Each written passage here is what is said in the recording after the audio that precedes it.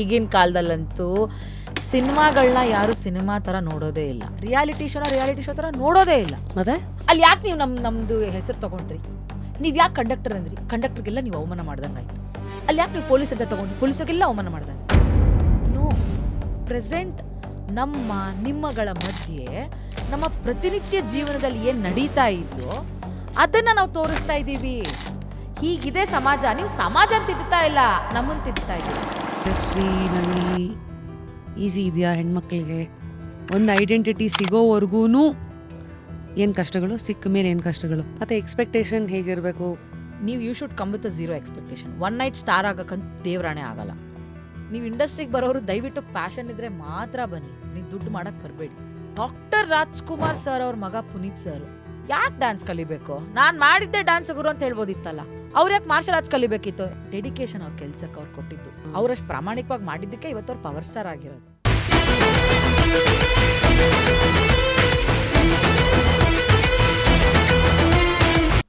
One funniest compliment you ever received? Show ಶುರು ಆಗ್ಬಿಟ್ಟು ಒಂದು 2 ತಿಂಗಳಾಗಿತ್ತು ಅಷ್ಟೇನೆ. ಏನೋ ಹಬ್ಬನೋ ಏನೋ ಬಂದಿತ್ತು ಅಂತ ಅಂದ್ಬಿಟ್ಟು ದೇವಸ್ಥಾನ ತೆಗ್ದೆ ಕಪಾಳ ಕೊಡ್ಬಿಡೋದವಮ್ಮ. ಯಾಕಜ್ಜಿ? ಗಂಡ್ ಮಕ್ಳಿಗೆಲ್ಲ ಪರ್ಕೆ ತಕೊಂಡ್ ಹೊಡಿತೀಯ ನೀನು, ಚಪ್ಲಿ ತಕೊಂಡ್ ಹೊಡಿತೀಯ ನೀನು, ಹೊಡ್ಬಿಡ್ತೀನಿ ಹಂಗೆಲ್ಲ ಗಂಡ್ ಮಕ್ಳಿಗೆ ಕರ್ಮ ಅವೆಲ್ಲ ಸುತ್ಕೊಳ್ಳೋದು ಹಂಗೆ ಅವಜ್ಜಿ.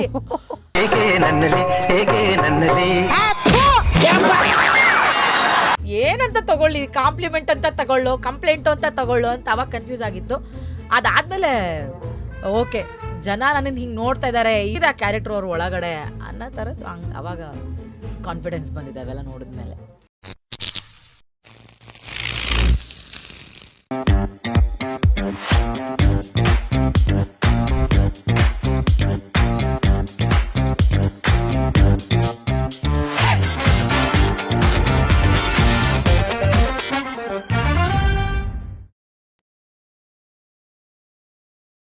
ತೆರೆ ಒಂದು ವ್ಯಕ್ತಿಯ ಟ್ಯಾಲೆಂಟಿಗೆ ವೇದಿಕೆ ಆದರೆ ಜೀವನ ವ್ಯಕ್ತಿಯ ವ್ಯಕ್ತಿತ್ವಕ್ಕೆ ಒಂದು ವೇದಿಕೆ. ಈ ಒಂದು ಮಾತಿಂದ ಯಾಕೆ ಇವತ್ತು ನಾನು ಕಾರ್ಯಕ್ರಮನ ಶುರು ಮಾಡ್ತಾ ಇದ್ದೀನಿ ಅಂತಂದರೆ, ಒಂದು ಹೆಣ್ಣು ಅಂದಾಗ ಒಂದು 4-5 ಚೌಕಟ್ಟುಗಳಲ್ಲಿ ಹೆಣ್ಣಿದ್ರೆ ಹೆಣ್ಣು ಅಂತ ಸಮಾಜ ಒಪ್ಪಿರುತ್ತೆ. ಅದನ್ನು ದಾಟಿ ಹೋದಾಗ ಹೊಸತನ ಎಲ್ಲಿರುತ್ತೋ ಅಲ್ಲಿ ಸೆಳೆತ ಇದ್ದು ಅದರಿಂದ ಒಂದಷ್ಟು ಜನ ಆ ಕಡೆ ನೋಡ್ತಾರೆ. ಆ ರೀತಿ ನೋಡ್ಕೊಂಡಿರುವಂಥ ಅಥವಾ ಆ ಒಂದು ಜರ್ನಿನಲ್ಲಿ ಹೆಸರನ್ನು ಮಾಡಿರೋ ಸುಮಾರು ಹೆಣ್ಮಕ್ಳಿದ್ದಾರೆ. ಅದರಲ್ಲಿ definitely Nayana is one shining diamond. So ಹಾಗಾಗಿ why I call you a diamond is also because you're very rough, you're tough, but ಇದ್ರ ಮೂಲಕ you're shining through your talent ಆಗಿರಲಿ ಮತ್ತು ನಿನ್ನತನ, ಅದನ್ನು ಭಾಳ ಜಾಣತನದಿಂದ ಆಚೆಗೆ ಇಡ್ತಾ ಒಂದೊಂದೇ ಹೆಜ್ಜೆನ ಇಡ್ತಾ ನಿನ್ನದೇ ಆದಂಥ ಒಂದು ಸಾಮ್ರಾಜ್ಯನ ಕಟ್ಕೊಂಡಿದ್ಯಾ. Welcome to just curious Kannada. Thank you so much. Actually ಇವತ್ತು ಒಂಥರ ಏನೇನೋ ಮಾತಾಡಬೇಕು ಅಂತ ಅನ್ಕೊಂಡು ಬಂದವಳು, ನಿಮ್ಮನ್ನು ನೋಡಿದ ತಕ್ಷಣ ಫುಲ್ ಬ್ಲ್ಯಾಂಕ್ ಆಗಿಬಿಟ್ಟೆ ನಾನು. ಯಾಕೋ ಏನು ಮಾತಾಡಬೇಕು? ಓಕೆ, ಲೈಕ್ ನಾನು ಅನಿಸ್ತಿದೆ, ನನಗೆ ಲೈಕ್ ಪರ್ಸ್ನಲಿ ನಂಗೆ ಅನಿಸ್ತಿದೆ ನೀವು ನಂತರ ಇಮಿಟೇಟ್ ಮಾಡ್ತಿದ್ದೀರಾ ಅಂತ.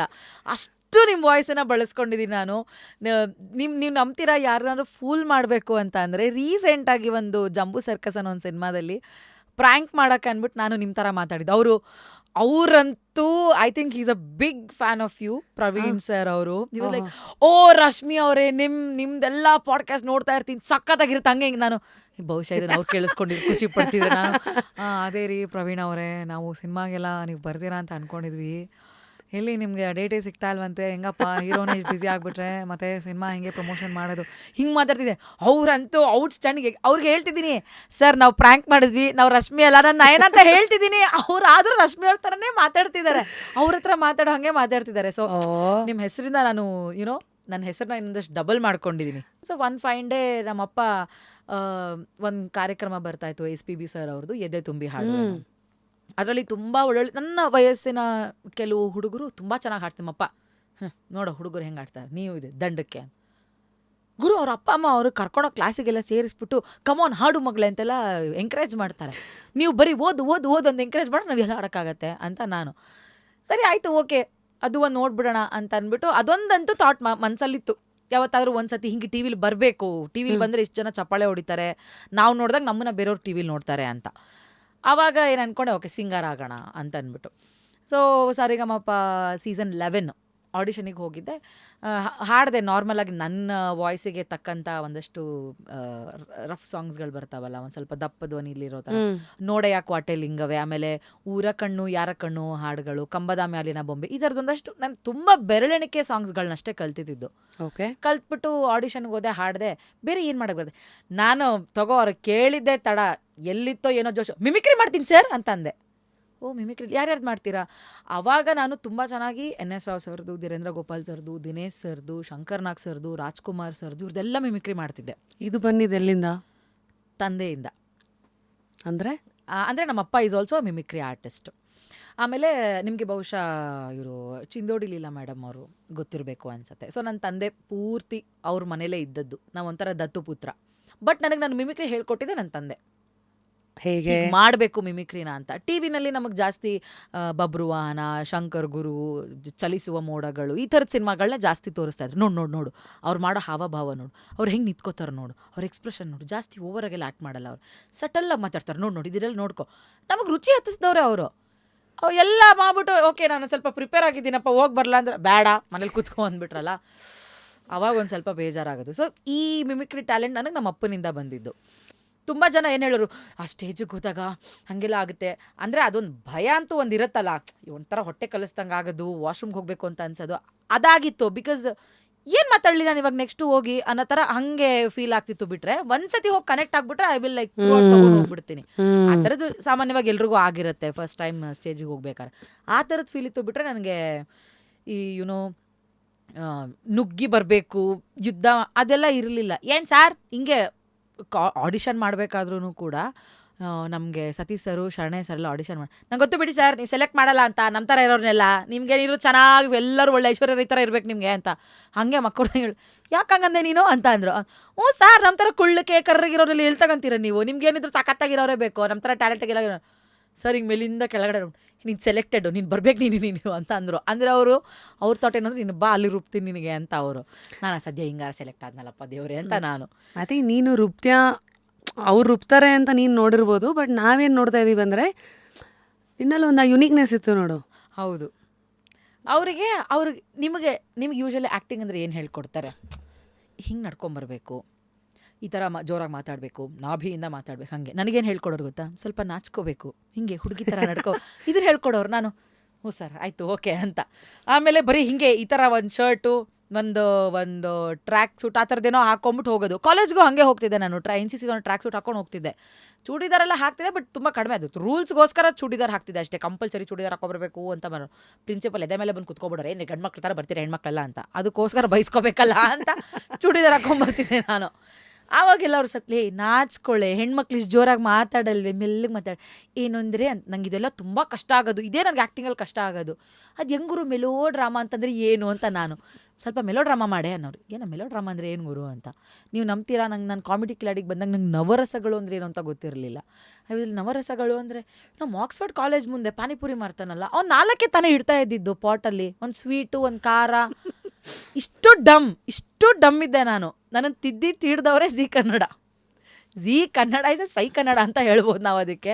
ನನ್ನನ್ನು ತಿಡ್ದವರೇ ಅವರು. ಈ ಬೆಳೆಯೋ ವಯಸ್ಸಲ್ಲಿ ಯಾವ ಸ್ಟ್ರೆಸ್ ಇರಲ್ಲ, ಏನು ಪ್ರೆಷರ್ ಇರಲ್ಲ. ಕೆಲವು ಸತಿ ಗುರಿಗಳು ಅಷ್ಟೇ, ನಮ್ಗೆ ಇಲ್ದಿದ್ರು ಯಾರೋ ಬಂದು ಹೇಳ್ತಾ ಇರ್ತಾರೆ ಡ್ಯಾನ್ಸ್ ಮಾಡು, ಇಲ್ಲ ನೀನು ಸಿಂಗರ್ ಆಗ್ಬೋದು ಅಂತ. ಸೊ ನಿನ್ನ ಲೆಕ್ಕ ಏನಿತ್ತು? ನಂಗೆ ಆ ಥರ ಯಾರು ಹೇಳ್ತಿರ್ಲಿಲ್ಲ. ನನಗೆ ಒಂದೇ ಹೇಳೋರು ಎಲ್ಲರೂ, ನಿಮ್ಮಪ್ಪ ಏನಾದರೂ ಹುಡುಗಿ ಆಗಿದ್ರೆ ನಿನ್ನಂಗೆ ಇರ್ತಿದ್ದ ಗುರು ಅಂತ. ಎಲ್ಲರೂ ಹಾಗೆ ಹೇಳೋರು. ನಾನು ಏನು ಹಂಗಂದ್ರೆ, ನಿಮ್ಮಪ್ಪ ಏನಾದರೂ ಒಂದು ಹುಡುಗಿಯಾಗಿ ಹುಟ್ಟಿದಿದ್ರೆ ನಿನ್ನಂಗೆ ಇರ್ತಿದ್ರು ಅಂದರೆ ಏನು ಅಂತಂದರೆ, ನಿಮ್ಮಪ್ಪನೂ ನಿನ್ನಷ್ಟೇ ತರಲೆ ಟ್ಯಾಲೆಂಟೆಡ್ ಆಗಿದ್ದ, ಅವನು ಅದನ್ನು ಉಪಯೋಗಿಸ್ಕೊಳ್ಳಿಲ್ಲ, ನೀನು ಅದು ತಪ್ಪು ಮಾಡಬೇಡ ಅನ್ನೋದನ್ನ ಇಂಡೈರೆಕ್ಟಾಗಿ ಹಿಂಟ್ ಕೊಡೋರು. ನನಗೆ ಅರ್ಥ ಆಗ್ತಿತ್ತು ಅವಾಗೆಲ್ಲ ನಿನಗೆ? ನಂಗೆ ತುಂಬ ಚಿಕ್ಕ ವಯಸ್ಸಲ್ಲಿದ್ದಾಗ ನಂಗೆ ಅದು ಗೊತ್ತಾಗ್ತಿರ್ಲಿಲ್ಲ. ಒಂದು ಏಜ್ ಒಂದು 8th 9th 10th ಬಂದ ಮೇಲೆ ನನಗೆ ಓಕೆ ಇವ್ರು ಈ ಅರ್ಥದಲ್ಲಿ ಹೇಳ್ತಾ ಇದ್ದಾರೆ ಇದನ್ನ ಅಂತ ಅವಾಗ ಅರ್ಥ ಆಯಿತು. ಆಮೇಲೆ ನಮ್ಮ ತಾತ ಬೇರೆ ತಂದು ಫೋಟೋ ತೋರಿಸೋರು, ನಿಮ್ಮಪ್ಪ ನೋಡಿಲಿ, ಗೆಟಪ್ ಹಾಕಿರೋದು ನೋಡಿಲಿ, ಅದು ಬ್ಲ್ಯಾಕ್ ಆ್ಯಂಡ್ ವೈಟಲ್ಲಿ ಇರೋದು, ಗೆಟಪ್ ಹಾಕಿರೋದು ನೋಡಿಲಿ, ಅದ್ರಲ್ಲಿ ಏನು ಕಾಣಿಸ್ತಿದೆ ನಿನಗೆಲ್ಲ ಬ್ಲ್ಯಾಕ್ ಆ್ಯಂಡ್ ವೈಟ್ ಇದೆ ಅದು ಅಂತ. ನಾನು ಅದನ್ನೆಲ್ಲ ಫೋಟೋ ತೊಗೊಂಬಂದು ತೋರಿಸೋರು, ಹಂಗಿತ್ತು ಹಿಂಗಿತ್ತು, ಹಂಗೆ ಮಾಡೋರು ಹಿಂಗೆ ಮಾಡೋರು. ಆಮೇಲೆ ನಮ್ಮಪ್ಪ ಅಲ್ಲೇ ಹೋಗಿದ್ದು, ಏನು ಈ ಕೆಂಪು ಬಣ್ಣ ತಗೋ, ಇಲ್ಲೆಲ್ಲ ಚೀಕ್ ರೋಸ್ ಥರ ಹಚ್ಕೊಂಬಿಡು, ಸ್ಟೇಜ್ ಮೇಲೆ ಹೋಗ್ಬಿಡು, ಇಷ್ಟೇ ನಮ್ಮ ಮೇಕಪ್ಪು ಅಂತ ಎಲ್ಲ ಇದು ಮಾಡಿ ತೋರಿಸೋರಲ್ಲ. ಆವಾಗ ಓಕೆ, ಸೊ ನೀನು ಟ್ಯಾಲೆಂಟೆಡ್ ಆಗಿದೆಯಾ. ಆಮೇಲೆ ನಮ್ಮ ಅಪ್ಪ ಅಮ್ಮ ಯಾವ ಥರ ಜಗಳ ಮಾಡಿದಾಗ ನಮ್ಮ ಅಮ್ಮನ ಪೂಸಿ ಹೊಡ್ಯಕ್ಕೆ ನಮ್ಮಪ್ಪ ಇದು ಮುಖ್ಯಮಂತ್ರಿ ಚಂದ್ರು ಸರ್ ಥರ ಮಾತಾಡೋದು. ಏನು ಕೋಪ ಮಾಡ್ಕೊಂಬಿಟ್ಟಿದ್ವಿ ಹಂಗೆಲ್ಲ. ಹಂಗೆ ಮಾತಾಡ್ಬೇಕಾರೆ ನಾನು ಓ ಮೈ ಗಾಡ್ ನೀನು ತುಂಬ ಚೆನ್ನಾಗಿ ಮಾಡ್ತೀಯಪ್ಪ ಅಂತ ಆ ಥರ ಮನೇಲಿ ಮಿಮಿಕ್ರಿ ಮಾಡೋರಲ್ಲ ನಾನು. ಅಪ್ಪ ನಿಂಗೆ ತುಂಬ ಟ್ಯಾಲೆಂಟ್ ಇದೆ ಅಂತ ಸುಮ್ಮನೆ ಹಂಗೆ ನಮ್ಮನ್ನೆಲ್ಲ ಸುಮ್ಮನೆ ಇರಿಸೋದು. ಸೊ ಅದೊಂಥರ ಮಜಾ ಆಯ್ತು. ಅದನ್ನು ಹೇಳಿ ಹೇಳಿ ಹೇಳಿ ನನಗೆ ಎಲ್ಲೋ ಒಂದು ಕಡೆ ದೇ ಸ್ಟಾರ್ಟೆಡ್ ಗೈಡಿಂಗ್ ಮೀ ಅಂತ ಅನಿಸುತ್ತೆ. ಸೊ ಹಿಂಗೆ ಹೋಗ್ಬೋದು ನೀನು, ನೋಡು ನಿಮ್ಮ ಅಪ್ಪ ಬಿಟ್ಟಿದ್ದು ಮಾಡಿದ ತಪ್ಪನ್ನ ನೀನು ಮಾಡಬೇಡ ಅಂತ ಕೆಲವರು ಹಂಗೆ ಗೈಡ್ ಮಾಡಿದ್ರು ಅಂತ ಅನಿಸುತ್ತೆ ಇಂಡೈರೆಕ್ಟಾಗಿ. ದ್ಯಾಟ್ಸ್ ಹೌ ನನಗೆ ಈ ಇಂಡಸ್ಟ್ರೀಲಿ ಇಂಟ್ರೆಸ್ಟ್ ಬಂದಿದ್ದು ಮೇ ಬಿ. ಸೋಫಾ ನಯನ ಜೀವನದ ಫ್ಯಾಮಿಲಿ ಅರ್ಥ ಆಯಿತು. ಮತ್ತು ನಿನ್ನ ವ್ಯಕ್ತಿತ್ವ ಹೇಗದು ಹಂತ ಹಂತಕ್ಕೂ ಬದಲಾಗ್ತಾ ಇದೆ ಏನಂತ ಹೇಗೆ ಹೇಳೋದು, ಒಂದೊಂದು ಉಳಿ ಪೆಟ್ಟು ಬಿದ್ದು ಐ ಥಿಂಕ್ ಲೈಫ್ ಕೊನೆ ದಿನ ನಾವು ಬದುಕಿರೋವರೆಗೂ ಪೆಟ್ಟುಗಳು ಬೀಳ್ತಾನೆ ಇರುತ್ತೆ, ಶಿಲೆಗೊಂದು ರೂಪ ಚೇಂಜ್ ಆಗ್ತಾನೆ ಇರುತ್ತೆ. ಏನಾಗಬೇಕು ಅಂದರೆ how do you want the world to remember you? ಪ್ರಪಂಚ ನಿನ್ನನ್ನು ಹೇಗೆ ಜ್ಞಾಪಕ ಇಟ್ಕೋಬೇಕು ನಾಯನ? ಇರೋವರೆಗೂ 4 ಜನಕ್ಕೆ ಅನ್ನ ಹಾಕ್ಬಿಟ್ಟು ಹೋದ್ಲಪ್ಪ ಅವಳು. ತುಂಬ ಜನರದ್ದು ಲೈಫ್ ಸೆಟ್ಲ್ ಮಾಡಿದ್ಲಪ್ಪ ಅವಳು. ತಾನೊಬ್ಬಳೇ ಬೆಳೆಯೋದಲ್ಲದೆ ತುಂಬ ಜನನ ಬೆಳೆಸಿದ್ಲು ಅವಳು ಅಂತ ಅನ್ನಬೇಕು ಅನ್ನೋಕ್ಕೋಸ್ಕರ ಮಾಡಬೇಕು ಅಂತ ಅಲ್ಲ. ಬಟ್ ಜನ ನನ್ನನ್ನು ಆ ಥರ ಅರ್ಥ ಮಾಡ್ಕೋಬೇಕು ಅಷ್ಟೇ ನಾನು ಹೇಳೋದು. ಹೆಂಗೆ ಈಗ ಏನು ಮಾತಾಡಿದ್ರು ತಪ್ಪಾಗತ್ತೆ, ಆಮೇಲೆ ಏನು ಮಾತಾಡಿದ್ರು ಬಿಲ್ಡಪ್ ಇವಳ್ದಲ್ಲ ಅಂತ ಮಾತಾಡ್ತಾರೆ. ನನಗೇನು ಅನ್ಸುತ್ತೆ ಅಂದರೆ ದೇವರು ನಿಮಗೆ ದುಡಿದು ನಿಮ್ಮ 3 ಹೊತ್ತಿನ ಊಟನ ಸಂಪಾದನೆ ಮಾಡ್ಕೊಳ್ಳೋಷ್ಟು ಕೆಪಾಸಿಟಿ ಕೊಟ್ಟಿದ್ದಾನೆ ಅಂತ ಅಂದರೆ ಇನ್ನೊಂದು ಚೂರು ಕಷ್ಟಪಟ್ಟು ನಿಮ್ಮ ಆ 3 ಹೊತ್ತಿನ ಊಟದಲ್ಲಿ ಒಂದು ಭಾಗನ ಅಟ್ಲೀಸ್ಟ್ ಬೇರೆಯವ್ರಿಗೆ ದಾನ ಮಾಡುವಷ್ಟು ದೊಡ್ಡ ಮನಸ್ಸನ್ನು ಬೆಳೆಸ್ಕೊಳ್ಳಿ. ಈಗ ಅಪ್ಪ ನನಗೆ ರಾತ್ರಿ ಹೊತ್ತು ತಿನ್ನೋಕೆ ಸ್ವಲ್ಪ ಜಾಸ್ತಿನೇ ಅನ್ನ ಸಿಕ್ಕಿದೆ, ಬಾ ನೀನು ಉಪವಾಸ ಇದೆಯಾ ತಗೋ ಇಬ್ರು ಶೇರ್ ಮಾಡ್ಕೊಂಡು ತಿನ್ನೋಣ ಬಾ ಪರವಾಗಿಲ್ಲ ಅಂತ ಅಟ್ಲೀಸ್ಟ್ ಆ ಮನೋಭಾವ ಬೆಳೆಸ್ಕೊಳ್ಳಿ, ಕೊಡೋ ಗುಣ ಬೆಳೆಸ್ಕೊಳ್ಳಿ. ನಿಮ್ಮ ಜೊತೆಗೆ ಯಾವನೋ ಕಷ್ಟಪಡ್ತಾ ಇದ್ದಾನ, ನೀನು ಇಡೀ ಜೀವನ ಅವ್ನಿಗೋಸ್ಕರ ತ್ಯಾಗ ಮಾಡು ಅಂತ ಹೇಳ್ತಾ ಇಲ್ಲ ಗುರು. ನಿನ್ನ ಕೈಯಿಂದ ಆಗೋ ಕಷ್ಟನ ಅವ್ನು ಇದು ಮಾಡು. ಅವ್ನು ಯಾರಿಗೋ ಒಬ್ಬ ಪಾಪ ಅವ್ನಿಗೆ ನಡಿಯೋಕ್ಕಾಗ್ತಾ ಇಲ್ಲ, ಹೌದಾ, ಅವ್ನಿಗೆ ನಡೆಯೋದಕ್ಕೆ ಇನ್ನೊಂದು ಚೂರು ಸುಲಭ ಅಂದರೆ ಏನು ಮಾಡ್ಕೊಡ್ಬೋದು ನಾವು? ಅವ್ನಿಗೆ ಒಂದು ವೀಲ್ ಚೇರ್ ಕೊಡಿಸ್ಬೋದಾ? ಮಿಕ್ಕಿದೆಲ್ಲ ಅವ್ನು ನೋಡ್ಕೊತಾನೆ ಪರವಾಗಿಲ್ಲ. ಮುಳುಗ್ತಾ ಇರೋನ್ಗೆ ಒಂದು ಹುಲ್ಕಡ್ಡಿನೂ ಆಸರೆ ಅಂತ ಹೇಳ್ತಾರಲ್ಲ, ಆ ಹುಲ್ಕಡ್ಡಿ ನೀನಾಗು ಅಂತ ಹೇಳ್ತೀನಿ ಅಷ್ಟೇ ನಾನು. I think you spoke about ಈ ಘಟನೆ ಶೂಟ್ ಶುರು ಆಗೋಕ್ಕೂ ಮುಂಚೆ ನಾನು ಮಾತಾಡ್ತಿದ್ದೆ ಆ್ಯಕ್ಚುಲಿ. ಅಂದರೆ ದರ್ಶನ್ ಅವ್ರನ್ನ ನೀವು ಮೀಟ್ ಮಾಡಿದಾಗ ಫಸ್ಟ್ 2 ದಿನ ಹೌದು, ಅಂದರೆ ಸ್ಟಾರ್ಟಿಂಗಲ್ಲಿ ಫುಲ್ ಡೀಸೆಂಟ್ ಲೈಕ್ ನಮಸ್ಕಾರ ಅಣ್ಣ ಚೆನ್ನಾಗಿದ್ದೀರಾ, ಊಟ ಮಾಡ್ದೆ, ತಿಂಡಿ ತಿಂದಮ್ಮ, ಹ್ಞೂ ಅಣ್ಣ ತಿಂದೆ. ಎಲ್ಲಿ ಮೀಟ್ ಮಾಡಿದ್ದು? ಕ್ರಾಂತಿ ಸಿನಿಮಾ ಶೂಟಿಂಗ್ ನಡೀತಿತ್ತು, ಅದಕ್ಕಿಂತ ಮುಂಚೆ ಒಡೆಯ ಒಡೆಯ ಸಿನಿಮಾ ಶೂಟಿಂಗಲ್ಲಿ ಮೀಟ್ ಮಾಡಿದ್ದು. ಅಲ್ಲಿ ಹೋಗ್ಬಿಟ್ಟು ಎಲ್ಲರೂ ಚೆನ್ನಾಗಿದ್ಯಪ್ಪ ಹಿಂಗೆಲ್ಲ ಇದು ಮಾಡೋರು, ಹ್ಞೂ ಅಣ್ಣ ಅಂತ. ಯುವ ದಸರಲ್ಲಿ ಒಂದ್ಸರಿ ನೋಡಿದ್ದು ಅಣ್ಣನ, ಅವರೇ ಬಂದು ಬಾಚಿ ತಪ್ಕೊಂಬಿಟ್ರಿ, ಕಾಮಿಡಿ ಕಿಲಾಡಿಗಳಲ್ವೇನ್ರು ನೀವೆಲ್ಲ ಚೆನ್ನಾಗಿ ಮಾಡ್ತೀರ ಕಣೋ ಹಂಗೆ ಹಿಂಗೆ ಅಂದ್ಬಿಟ್ಟು ನಾವು ಇವರು ಕಾಮಿಡಿ ಕಿಲಾಡಿ ನೋಡೋಷ್ಟೆಲ್ಲ ಪುರ್ಸೊತ್ತಿದೆಯಲ್ಲಪ್ಪ ದೇವರಿಂದ ಹಂಗೆ ಆ ಥರ ವಾವ್ ಫೀಲ್ ನಮಗೆ. ಅವರೇ ಶೂಟಿಂಗಿಗೆ ಹಿಂಗೆ ದರ್ಶನ್ ಸರ್ದೊಂದು ಸಿನಿಮಾ ಇದೆ, ಈ ಥರ ಶೂಟಿಂಗಿಗೆ ಬರಬೇಕು ಅಂತ ಹೋದೆ, ಎಲ್ಲ ಕೂತ್ಕೊಂಡು ಮಾತಾಡ್ತಿದ್ದೆ. ಚೆನ್ನಾಗಿದೆಯಮ್ಮ, ತಿಂಡಿ ತಿಂದಮ್ಮ, ಓಕೆ. 2 ದಿನ ಆಯಿತು. 2 ದಿನ ಆದಮೇಲೆ ಅಣ್ಣ ಕ್ಯಾರವನ್ಗೆ ಊಟಕ್ಕೆ ಕರ್ಕೊಂಬನ್ನಿ ಅವ್ರನ್ನ ಅಂತ. ನಾವು ಕೆಲವೊಂದಷ್ಟು ಜನ ಫ್ರೆಂಡ್ಸ್ಗಳಿದ್ವಿ, ಪಂಕಜ್ ಅಣ್ಣ, ಅದೇ ಎಸ್ ನಾರಾಯಣ್ ಸರ್ ಅವ್ರ ಮಗ, ಮತ್ತು ಸಂದೇಶ್ ನಾಗರಾಜ್ ಸರ್ ಅವ್ರ ಮಗ, ನಾವೆಲ್ಲರೂ ನಮ್ಮ ವಯಸ್ಕರಲ್ವಾ, ನಮ್ಮನ್ನೆಲ್ಲ ಒಂದಷ್ಟು ಕಿತಾಪತಿ ತಲಹರಟೆಗಳೆಲ್ಲ ನಡೆಯೋದು. ನನಗೆ ಗೊತ್ತಿಲ್ಲ ಸಂದೇಶ್ ನಾಗರಾಜ್ ಸರ್ ಅವ್ರ ಮಗ ಅಣ್ಣಂಗೆ ಕ್ಲೋಸ್ ಜಾಸ್ತಿ ಅಂತ. ನನಗೇನು ಗೊತ್ತು ಅವರೆಲ್ಲ ಅಷ್ಟು ದೊಡ್ಡವರು ಅಂತ. ನನ್ನ ಹತ್ರ ಅವ್ರು ಕ್ಯಾಶುವಲಾಗಿ ಬಿಂದಾಸಾಗಿ ಮಾತಾಡ್ಕೊಂಡ್ರೆ ನಾನು ಬಿಂದಾಸಾಗಿ ಮಾತಾಡ್ಕೊಂಡಿದ್ದೆ. ನಾನು ಇವ್ರ ಹತ್ರ ಶೇರ್ ಮಾಡಿದ್ದು ನಾನ್ ವೆಜ್ ಜೋಕ್ಸ್ ಎಲ್ಲ ತಗೊಂಡೋಗಿ ಅಣ್ಣಂಗೆ ಹೇಳ್ಬಿಟ್ಟಿದ್ದಾರೆ ದರ್ಶನ್ ಸರ್ಗೆ. ನಾನು ಅಣ್ಣ ಊಟಕ್ಕೆ ಕರಿತಾ ಇದ್ದಾರೆ ಅಂತ. ನಾನು ಅಯ್ಯಯ್ಯೋ ನಾನು ಬೇರೆ ಊಟಕ್ಕೆ ಲೇಟ್ ಆಗೋಯ್ತಾ, ಎಲ್ಲಿ ಊಟ ಆದಮೇಲೆ ರೆಡಿ ಆಗೋಕ್ಕೆ ಲೇಟ್ ಆಗ್ಬಿಡುತ್ತೋ ಅಂದ್ಬಿಟ್ಟು ಎಲ್ಲರೂ ಬರೋಕ್ಕಿಂತ ಮುಂಚೆ ಬ್ರೇಕ್ ಹೇಳೋಕ್ಕಿಂತ ಮುಂಚೆನೇ ಊಟ ಮಾಡ್ಬಿಟ್ಟಿದ್ದೀನಿ. ಊಟ ಮಾಡ್ಬಿಟ್ಟು ಕೂತಿದ್ದೀನಿ ಸದ್ಯ ಅಟ್ಲೀಸ್ಟ್ ಹಾಫ್ ಆನ್ ಅವರ್, ಅವರೆಲ್ಲ ಊಟ ಮಾಡೋ ಗ್ಯಾಪಲ್ಲಿ ನಾನು ನಿದ್ದೆ ಮಾಡ್ಬೋದು ಅಂತ ನನ್ನ ಥಾಟು. ಸರಿ ಆಯಿತು ಕರಿತಾವ್ರೆ, ನಾನು ಊಟ ಮಾಡಿಬಿಟ್ಟೆ. ಇಲ್ಲ ಕರಿತಾವ್ರೆ ಬರಬೇಕಂತೆ. ಸರಿ ಆಯಿತು, ಹೋಗಿ ಕ್ಯಾರವನಲ್ಲಿ ಕುತ್ಕೊಂಡ್ವಿ. ಬ್ರೇಕಿಂತ ಮುಂಚೆ ಊಟ ಮಾಡ್ದೆ. ಹೇಳ್ತೀನಿ ಇರೋ ನಿನಗೆ ಪ್ರೊಡ್ಯೂಸರ್ಗೆ ಇವತ್ತು ನೀನು ಇಂಡಸ್ಟ್ರಿಯಿಂದ ಬ್ಯಾನ್ ಮಾಡೋಕ್ಕೆ ಹೇಳ್ತೀನ ಅಣ್ಣ, ಬೇಗ ಊಟ ಮಾಡಿದ್ದಕ್ಕೆಲ್ಲ ಇಂಡಸ್ಟ್ರಿಯಿಂದ ಬಂದು ಏನು ಹಣ ಮಾತಾಡ್ತೀರಾ ಅಂತ. ಹಂಗೆ ಮಾತಾಡ್ತಾ ಅವ್ನು ಹೇಳು ಡೈಲಾಗ್ ಹೇಳು, ಅದು ಹೇಳು, ಅದು ಯಾವುದೋ ಜೋಕ್ ಹೇಳ್ತಿದ್ದಲ್ಲ ಅದು ಹೇಳೋದು. ನಾನು ಬೇಡ ಕಣೋ ಸುಮ್ಮನಿರೋ ಬೇಡ ಕಣೋ ಅಂತ. ಆಮೇಲೆ ಸರ್ ಹೇಳು ಅದೇನು ಹೇಳು ಪರವಾಗಿಲ್ಲ ನನಗೆ ಹೇಳು. ಅಣ್ಣ ಬೇಡ ಅಣ್ಣ ಎಲ್ಲರೂ ಇದ್ದಾರೆ ಅಣ್ಣ, ನಂಗೊಂಥರ ಹಿಂಸೆ ಆಗುತ್ತೆ ಅಣ್ಣ. ಎಲ್ಲರೂ ಕೆಳಗಿಳ್ದೋಗ್ರು ಅಂತ ಎಲ್ಲರೂ ಅಲ್ಲಿ ಅಡುಗೆ ಬಡಿಸೋರು ಅವ್ರ ಮೇಕಪ್ ಎಲ್ಲರೂ ಕೆಳಗಿಳ್ದೋಗ್ರು ಅಂತ. ಅಣ್ಣ ಬೇಡ ಬೇಡ ಬೇಡ ಬೇಡ ನಾನು ಹೇಳ್ತೀನಿ ಮತ್ತು ಹೇಳು ಆಯಿತು ಓಕೆ. ಅದೆಲ್ಲ ಜೋಕ್ ಹೇಳಿದ್ಮೇಲೆ ನೀನು ಇಷ್ಟೊಂದು ಪೋಲಿ ಇದೆಯಾ ನೀನು? ಅಲ್ಲ ಗುರು, 2 ದಿನ ಶೂಟಿಂಗಿಗೆ ಬಂದಾಗ ಒಳ್ಳೆ ಇಲಿ ಮರಿ ನಾಯಿ ಕುಣಿತಾರೆ ಕೂಕು ಅನ್ಕೊಂಡಿದ್ಲು. ನೋಡಕೊಳ್ಳೆ ಅದೇನೋ ಪುರಿ ಮೂಟೆ ಅಂತ ಕರೆಯೋರು ನನ್ನ. ಅಯ್ಯೋ ಯಾಕೆ ಅಂದರೆ ನಾನೊಂಥರ ಕುಳ್ಳಕ್ಕೆ ಡುಮ್ಡುಮುಕ್ಕಿದ್ದೆ, ಹಂಗಾಗಿ ಹಂಕರಿ ಈಗಲೂ ಹಂಗೆ ಇದ್ದೀನಿ. ಹಂಕರಿ ಅವರು ಪುರಿ ಮುಟ್ಟೆ ಇದ್ದಂಗೆ ಅವಳೆ, ಹಿಂಗೆ ಇಷ್ಟೆಲ್ಲ ಪೋಲಿ ಇದೆಯಾ ನೀನು ಅಂತ ಅವರು. ಅಣ್ಣ ಹ್ಞೂ ಅಣ್ಣ ನಂಗೆ ಆ ಥರ ಡೀಸೆಂಟಾಗಿ ಬನ್ನಿ ಸರ್ ಹಂಗೆಲ್ಲ ಇರೋಕ್ಕೆ ಬರಲ್ಲ ಅಣ್ಣ, ಇವ್ರುಗಳೆಲ್ಲ ಎದುರಿಸ್ಬಿಟ್ಟಿದ್ರು ಅಣ್ಣ ಫುಲ್ಲು ಹಿಂಗೆ ಡಿಂಗು ಹಂಗೆಲ್ಲ ಎದುರಿಸ್ಬಿಟ್ಟಿದ್ರಣ್ಣ ಹಂಗು, ಅದಕ್ಕೋಸ್ಕರ ನಾನು ಆ ಥರ ಎಲ್ಲ ಮಾತಾಡ್ತಿದ್ದೆ. ನಿನಗೆ ಇವಾಗ ಕಂಫರ್ಟಬಲ್ ಅನ್ನಿಸ್ತಿದೆ ಅಲ್ವಾ ನನ್ನ ಹತ್ರ ಮಾತಾಡಿ? ಹ್ಞೂ ನೋಡಿ ಅಣ್ಣ ಇವಾಗೆಲ್ಲ ಮೈ ಚಳಿ ಎಲ್ಲ ಬಿಟ್ಟೋಯ್ತು. ಇವಾಗ ದರ್ಶನ್ ಸರ್ ಅಂದರೆ ಒಂಥರ ಲವ್ ಬಂದುಬಿಟ್ಟಿದೆ ಅಣ್ಣ, ಇವಾಗ ಆರಾಮಾಗಿ ಮಾತಾಡ್ತೀನಿ. ಏನು ಗುರು ಲವ್ ಗಿವ್ ಅಂತೆಲ್ಲ ಮಾತಾಡ್ತಾಳೆ ಇವಳು ಅಂತ. ಆ ಥರ ನನಗಂಗೆ ಇರೋಕ್ಕೆ ಬರಲ್ಲ ನನಗೆ ಜಾಸ್ತಿ ಹೊತ್ತು ಯಾರ ಹತ್ರನೂ. ಆಮೇಲೆ ಶಿವರಾಜ್ ಕುಮಾರ್ ಸರ್ ನನಗೊಂದ್ಸತಿ ಹೇಳೋರು, ಅಮ್ಮ ನೀನಾಗಿರ್ಬೇಕಮ್ಮ, ಜಾಸ್ತಿ ಡವೆಲ್ಲ ಮಾಡಬಾರ್ದು, ನನ್ನ ಮಕ್ಕಳ್ದಂಗೆ ಜಾಸ್ತಿ ಡವೆಲ್ಲ ಮಾಡಬಾರ್ದಮ್ಮ. ಅವ್ರಿಗೆ ಗೊತ್ತಿರಲಿಲ್ಲ ನಾನು ಪ್ರೆಗ್ನೆಂಟು ಅಂತ. ನಾನು ಹಿಂಗೆ ಬಂದು ಹಿಂಗೆ ಕುತ್ಕೊಳ್ಳೋದ್ರೆ ಅವಳು ಯಾಕಮ್ಮ ಹಂಗೆ ಎಲ್ಲ ಪ್ರೆಗ್ನೆಂಟು ಸರ್ ಅವಳು, ಅಯ್ಯೋ ಸಾರಿ ನನಗೆ ಗೊತ್ತಾಗಲಿಲ್ಲ. ನನಗೆ ಬಂದು ನಿಧಾನಕ್ಕೆ ಕುತ್ಕೊಳ್ಳೋದು ನೋಡ್ಬಿಟ್ಟು ಅವಳು ಯಾಕೆ ಹಂಗೆ ತುಂಬ ಇದು ಮಾಡಿ ಆ ಜೋಕಾಗಿ ಹೀಗೆ ಮಾಡ್ತಾರೆ ಅಂತ ಹೇಳೋರು ಸರ್ರು. ಆಮೇಲೆ ಅವ್ರಿಗೆ ಯಾವಾಗ ಯಾರು ನಿಶ್ವಿಕಾ ನಾಯ್ಡು ಅವರೋ ಅಥವಾ ಪ್ರಿಯಾ ಆನಂದ್ ಅವ್ರು ಯಾರೋ ಗೊತ್ತಿಲ್ಲ, no she is actually caring ಅಂತಂದ್ರೆ ಅವಾಗ ಅವ್ರಿಗೆ ಓ ಹೌದಾ, ಓ ಕಂಗ್ರಾಟ್ಸ್ ಗುಡ್ ನ್ಯೂಸ್ ಅಂತ ಹಾಗೆ ಇದು ಮಾಡೋಕ್ಕೆ ಮಾತಾಡೋರು. ಅವರು ಅದನ್ನೇ ಹೇಳೋರು, ಓವರ್ ಆ್ಯಕ್ಟಿಂಗ್ ಎಲ್ಲ ಮಾಡಬೇಡಿ, ಹೀಗೆ ಕಾಲಿಗೆ ಬಿದ್ದುಬಿಡೋದು, ಅಪ್ಪ ನಮಸ್ಕಾರ ಅಣ್ಣ ಅಂತ ಆ ಥರ ಎಲ್ಲ ಸಾಕು. ಮನಸ್ಸಲ್ಲಿ ಇದೆಯಾ ಆ ಮರ್ಯಾದೆ ಇದೆಯಾ, ನಿಮಗೆ ಒಂದು ಗೌರವ ಕೊಟ್ಟು ಮಾತಾಡಬೇಕಪ್ಪ ಅನ್ನೋದು ಮನಸ್ಸಲ್ಲ ಮರ್ಯಾದೆ ಇದೆಯಾ ಸಾಕು. ನಿನ್ನ ಮನಸ್ಸಲ್ಲಿ ಏನು ಸುಡುಗಾಡು ಇಲ್ಲದೆ ಇದ್ದು ನೀವು ಬಂದು ಕಾಲಿಗೆ ಬಗ್ಗೆ ನಮಸ್ಕಾರ ಅಣ್ಣ ಅಂದರೆ ಏನು ಬಂತು? ನಿನ್ನ ಮನಸ್ಸಲ್ಲೇ ಒಳ್ಳೆತನ ಇಲ್ಲ ಅಂದಮೇಲೆ ಏನು ಬಂದು ನೀನು ಯಾರು ಕಾಲಿಗೆ ಬಿದ್ದು ಏನು ಬಂತು? ಅಷ್ಟೇ sir, that is my life rules. ನಿಮ್ಮ ಅನುಭವ ಏನು ಇಂಡಸ್ಟ್ರಿನಲ್ಲಿ? ಈಸಿ ಇದೆಯಾ ಹೆಣ್ಮಕ್ಳಿಗೆ ಒಂದು ಐಡೆಂಟಿಟಿ ಸಿಗೋವರೆಗೂ? ಏನು ಕಷ್ಟಗಳು, ಸಿಕ್ಕ ಮೇಲೆ ಏನು ಕಷ್ಟಗಳು? ಅಫ್ಕೋರ್ಸ್ ಯಾವ ಇಂಡಸ್ಟ್ರಿಯಲ್ಲೂ ಕೆಲಸಗಳೇನು ಸುಲಭ ಅಲ್ಲ. ಎಲ್ಲದರಲ್ಲೂ ನಾವು ಏನಾದರೂ ಒಂದು ಕಷ್ಟ ಪಡಬೇಕಾಗತ್ತೆ. ಇಂಡಸ್ಟ್ರಿಯಲ್ಲಿ ಒಂಚೂರು ಒಂದು ಹೆಜ್ಜೆ ಜಾಸ್ತಿ ಕಷ್ಟ ಪಡಬೇಕು. ಒಂದು ಹೆಜ್ಜೆ ಜಾಸ್ತಿ ಅಂದರೆ ಒಂದು ಹೆಜ್ಜೆ ಜಾಸ್ತಿ ಅಂತಂದರೆ ಈಗ ನೀವು ಅಷ್ಟೇ ಬೋಲ್ಡ್ ಆಗಿರಬೇಕು. ಯು ಹ್ಯಾವ್ ಟು ನೀವು ನೋ ಅನ್ನೋದನ್ನ ಕೂಡ ಕಲ್ತಿರ್ಬೇಕು ಇಂಡಸ್ಟ್ರಿಯಲ್ಲಿ. ನೋ ಹೇಳೋ ಅವಕಾಶಗಳು ಯಾಕೆ ಬರುತ್ತೆ? ಯಾಕೆಂದ್ರೆ ಈಗ ಈಗ ಕೆಲವ್ರು ಹೇಳ್ತಾರಲ್ಲ, ಈ ಪ್ರೊಡ್ಯೂಸರ್ ಹಂಗೆ ಟ್ರೀಟ್ ಮಾಡಿದ್ರು, ಆ ಪ್ರೊಡ್ಯೂಸರ್ ಹಿಂಗೆ ಟ್ರೀಟ್ ಮಾಡಿದ್ರು. Tell no to them on face. ಆಗಲ್ಲ ಗುರು, ಅಷ್ಟೇ. ನಿಮ್ಮ ಅವಶ್ಯಕತೆ ಇದ್ರೆ ಅವ್ರು ಖಂಡಿತವಾಗ್ಲೂ ಕರ್ಕೋತಾರೆ. ಆಮೇಲೆ ಎಲ್ಲರೂ ಹಾಗೆ ಇರಲ್ಲ. ಒಂದು ಒರಿಜಿನಲ್ ಟ್ಯಾಲೆಂಟ್ಗೆ ಬೆಲೆ ಕೊಡೋರು ಆದರೆ ಅವ್ರು ಡೆಫಿನೆಟ್ಲಿ ನಿಮ್ಮ ಟ್ಯಾಲೆಂಟಿಗೆ ಮಾತ್ರ ಬೆಲೆ ಕೊಡ್ತಾರೆ. ಇಂಡಸ್ಟ್ರಿಯಲ್ಲಿ ನಾನು ಇದೇ ಆಗಬೇಕು, ನಾನು ಡೈರೆಕ್ಟರ್ ಆಗಬೇಕು, ನಾನು ಪ್ರೊಡ್ಯೂಸರ್ ಆಗಬೇಕು, ನಾನು ಆರ್ಟಿಸ್ಟೇ ಆಗಬೇಕು ಅಂತಂದರೆ ಅದ್ರ ಜೊತೆಗೆ ಒಂದಷ್ಟು ಧೈರ್ಯನೂ ಕಲ್ತ್ಕೊಂಡು ಬನ್ನಿ. ಇದು ಮಾಡ್ತೀನಿ, ಇದು ಮಾಡಲ್ಲ ಸರ್, ಇದು ಆಗುತ್ತೆ, ಇದು ಆಗಲ್ಲ ಸರ್. ಗಾಳಿ ಬಂದ ಕಡೆ ಹೋಗ್ತೀನಿ, ಗಾಳಿ ಬಂದ ಕಡೆ ತೂರ್ಕೊಂಡು ಹೋಗು, ಇದೆಲ್ಲ ಮುಗ್ದೋಯ್ತು. ಅದು ಆ ಕಾಲ ಎಲ್ಲ ಮುಗ್ದೋಯ್ತು. ಏನಕ್ಕೆ ತೂರ್ಕೊಂಡು ಹೋಗ್ತೀರಾ? ಗಾಳಿ ಅದು ನಿಮಗೆ ದಟ್ ಇಸ್ ನಾಟ್ ಗುಡ್ ಅಂದರೆ ನಿಂತ್ಕೊಳ್ಳಿ ಆ ಗಾಳಿಗೆ ಆಪೋಸಿಟ್ ಆಗಿ ಒಂದು ಸ್ವಲ್ಪ ಹೊತ್ತು. ಎಷ್ಟೊತ್ತರೆಗೂ ಬೀಸಬಹುದು ಅದು. ಅಲ್ಲಿ ನಿಂತ್ಕೊಳ್ಳೋಕ್ಕೆ ನಿಮಗೆ ಆ ಗಟ್ಟಿತನ ಇಲ್ಲ ಅಂತಂದರೆ ಮತ್ತೆ ನೀವು ಯಾಕೆ ಹೇಳ್ತೀರಾ ನಾನು ಇಂಡಸ್ಟ್ರಿಲಿ ಏನೋ ಅಚೀವ್ ಮಾಡೋಕ್ಕಾಗ್ತಾ ಇಲ್ಲ, ನನಗೆ ಆಪರ್ಚುನಿಟಿ ಸಿಗ್ತಾ ಇಲ್ಲ ಅಂತ? ಸಿಕ್ಕಿದೆ ಅಲ್ವಾ, ಅದನ್ನ ಅಷ್ಟೇ ಗಟ್ಟಿ ತಂದಲ್ಲಿ ಅಕ್ಸೆಪ್ಟ್ ಮಾಡ್ಕೊಳ್ಳಿ. ಮತ್ತು ಎಕ್ಸ್ಪೆಕ್ಟೇಷನ್ ಹೇಗಿರಬೇಕು? ನೀವು you should come with a zero expectation. One night star ಆಗೋಕ್ಕಂತ ದೇವರಾಣೆ ಆಗಲ್ಲ. ತುಂಬ ಕಲ್ಲು ಮಣ್ಣು ಹೊರಬೇಕಾಗತ್ತೆ. ಒನ್ ನೈಟ್ ಸ್ಟಾರ್ ನಿಜವಾಗ್ಲೂ ಆಗಲ್ಲ. That is not life. You can lead like that. ನೀವು ಇಂಡಸ್ಟ್ರಿಗೆ ಬರೋರು ದಯವಿಟ್ಟು ಪ್ಯಾಷನ್ ಇದ್ದರೆ ಮಾತ್ರ ಬನ್ನಿ. ದುಡ್ಡು ಮಾಡೋಕ್ಕೆ ಬರಬೇಡಿ ಅಲ್ವಾ?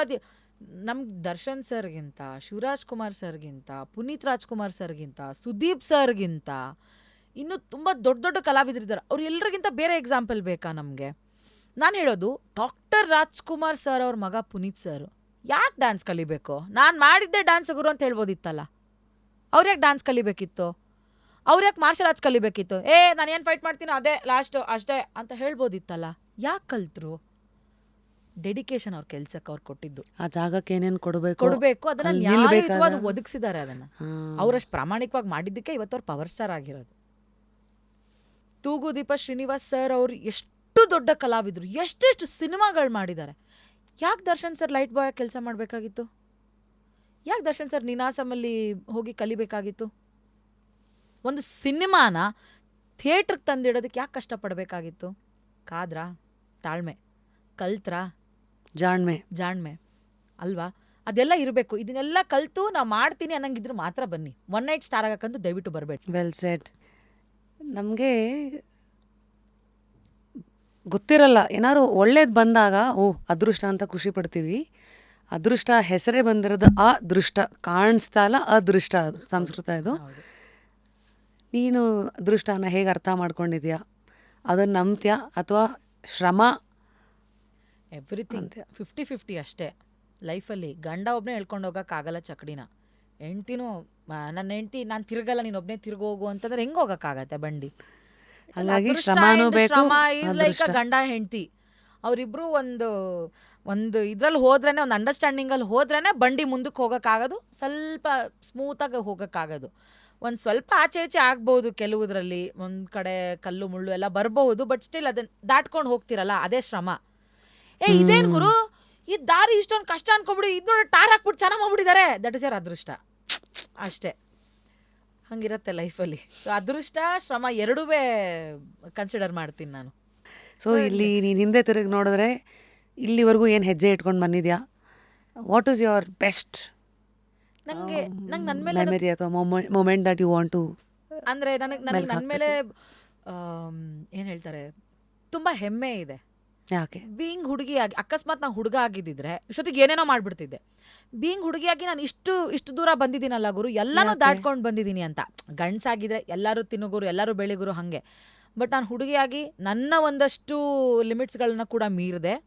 ಜೊತೆಗೆ ನಾನೇನು ಸಾಧನೆ ಮಾಡಬೇಕು ನಾನು ಅದನ್ನು ಕೂಡ ಮಾಡಿಕೊಂಡು, ನಾನು ಏನು ಹೆಜ್ಜೆ ಇಡಬೇಕು ಅಂತ ಅಂದ್ಕೊಂಡಿದ್ದೀನಿ ನಾನು ಅದನ್ನು ಇಡ್ತಾ ಇದ್ದೀನಿ. ಅದನ್ನು ನಾನು ನಾಜೂಕಾಗಿ ಇಟ್ಕೊಂಡು ಬರ್ತಾ ಇದ್ದೀನಿ.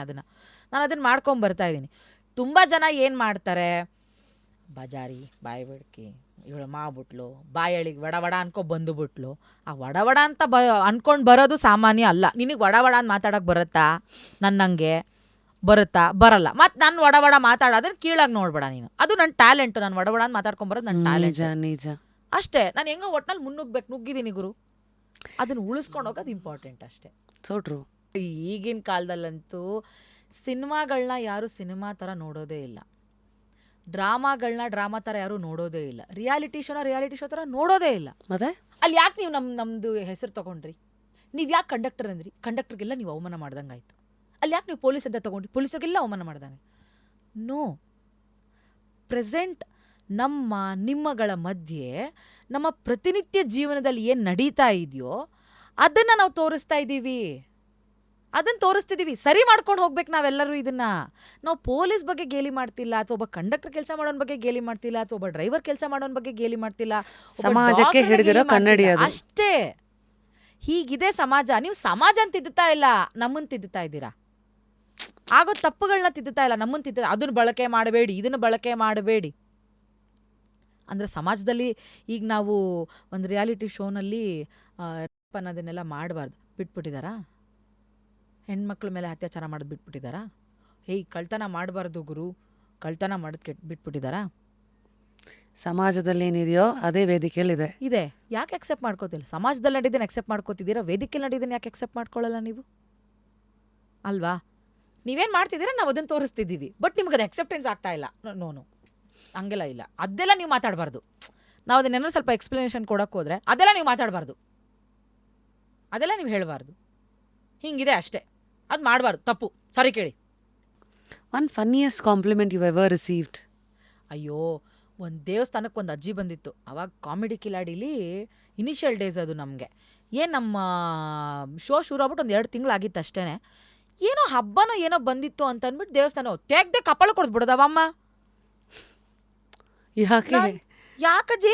ಗಂಡು ಮಕ್ಳಿಗೆಲ್ಲ ಪರ್ಕೆ ತಕೊಂಡು ಹೊಡಿತೀಯ ನೀನು, ಚಪ್ಲಿ ತಕೊಂಡು ಹೊಡಿತೀಯ ನೀನು, ಅದು ಆ್ಯಕ್ಟಿಂಗ್ ಅಜ್ಜಿ. ಹೊಡ್ಬಿಡ್ತೀನಿ ಹಂಗೆಲ್ಲ ಗಂಡು ಮಕ್ಳಿಗೆ ಕರ್ಮ ಅವೆಲ್ಲ ಸುತ್ಕೊಳ್ಳೋದು ಹಂಗೆ. ಅವಜ್ಜಿ ನಾನು ಖುಷಿ ಪಡ್ಲಾ, ಅವಜ್ಜಿ ನನ್ನ ಕ್ಯಾರೆಕ್ಟರ್ನ ಇಷ್ಟು ಒಳಗೆ ತಗೊಂಡು ಖುಷಿ ಪಡ್ಲಾ, ಹೊಡೆದ್ಬಿಟ್ಲು ಅಂತ ಅಳ್ಳ. ಏನು ಮಾಡ್ತೀರಾ?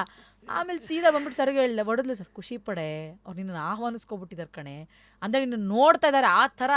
ನೀನು ದಗ ಅನ್ಬೇಕಾದ್ರೆ ಅವ್ರಿಗೂ ಹಂಗಂತಿರುತ್ತೆ. ಅಂದ್ರೆ ಅಷ್ಟು ಮುಟ್ಟಿದ್ಯಾ ನಿನ್ನ ಪರ್ಫಾರ್ಮೆನ್ಸ್ ಎಲ್ಲ ಅವ್ರನ್ನ, ಆಡಿಯನ್ಸ್ನ ಅಂತ ಅರ್ಥ ಅದೊಂದು. ಹೌದಾ, ಸರಿ ಆಯಿತು, ಓಕೆ.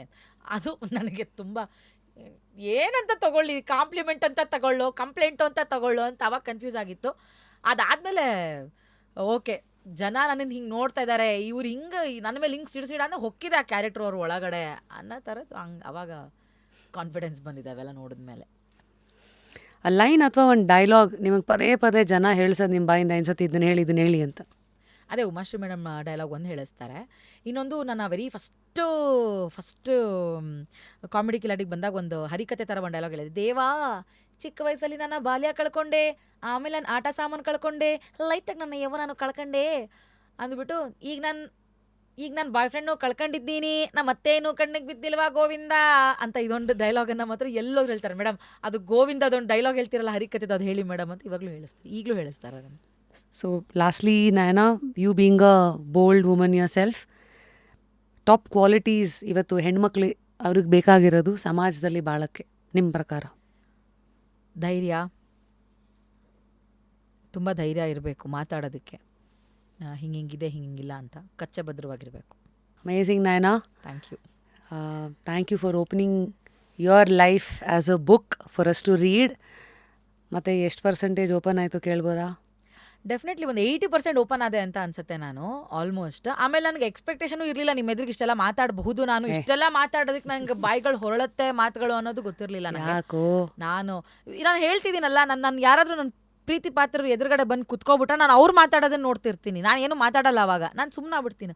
ಏನು ಮಾತಾಡ್ತಿದ್ದಾರೆ, ಹೆಂಗೆ ಮಾತಾಡ್ತಿದ್ದಾರೆ, ಏನು ಹೇಳ್ತಿದ್ದಾರೆ, ಏನು ಅರ್ಥ ಮಾಡ್ಸಕ್ಕೆ ಹೊರಟಿದ್ದಾರೆ ಅದನ್ನ ನೋಡ್ತೀರಿ. ಫಸ್ಟ್ ಟೈಮ್ ನಾನು ನಿಮ್ಮ ಎದುರುಗಡೆ ಓಪನ್ ಅಪ್ ಆಗಿ ಮಾತಾಡ್ತಾ ಇರೋದು. ಸೊ ಒಂಥರ ಖುಷಿ ಇದೆ. I guess what a wonderful ಹರಟೆ ಇಟ್ ವಾಸ್.